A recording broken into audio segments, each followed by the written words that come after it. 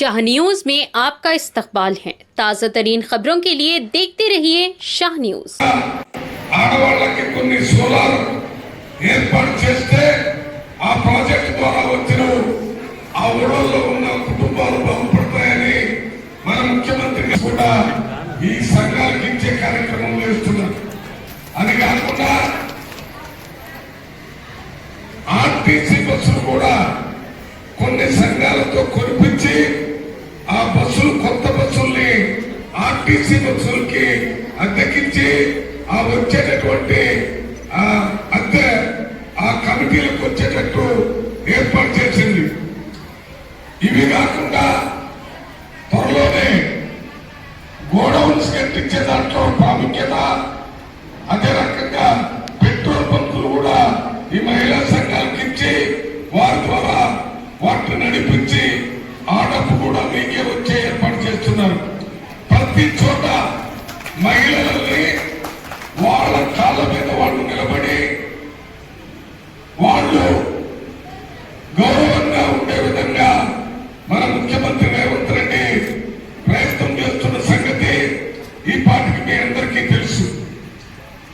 ఇవాళ ఈ చీరల కార్యక్రమం ఇవి కూడా ఏదో మామూలుగా 100 రూపాయలకో 50 రూపాయలకో ఒక చీర తీసుకుని వచ్చి ఇచ్చే ఆ కుటుంబం బాగుంటుంది అని చెప్పేసి ముఖ్యంగా రేవంత్ రెడ్డి గారి ఆలోచన అదే ఉంది. ఇక్కడ ఏ స్త్రీ వచ్చినా కూడా ఇంద్రామణి వస్తే పట్ట మహిళ పేరు మీద ఉంటుంది, ఈ శేఖర్ పేరు మీద లేకపోతే శంకర పేరు మీద ఉండట్లేదు. ఎందుకంటే మీరే పొదుపడి చూసుకుంటారు, బాగా చేస్తారు, బాగా ఆ కుటుంబాన్ని ఆదుకోవడానికి అవకాశం ఉంటుందని చెప్పి చేస్తా ఉన్నారు. ఒకటి కాదు, ఏ స్త్రీ వచ్చినా ఆర్టీసీ బస్సులను వారి పేరు ఏం చేసేసి ఆర్టీసీకి మహిళలకు అందరికి రాలేదు, కొంతమందికి రావచ్చు.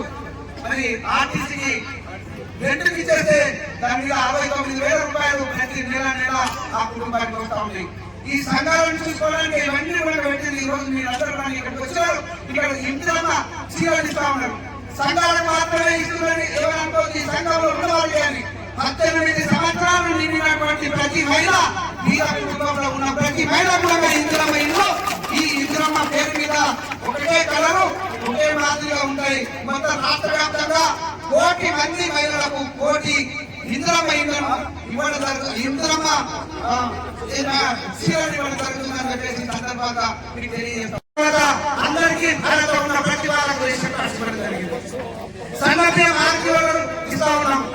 మరి ఇవన్నీ జరుగుతున్నాయి. ఇంకొక మాట మనకు చెప్పుకోవాలి.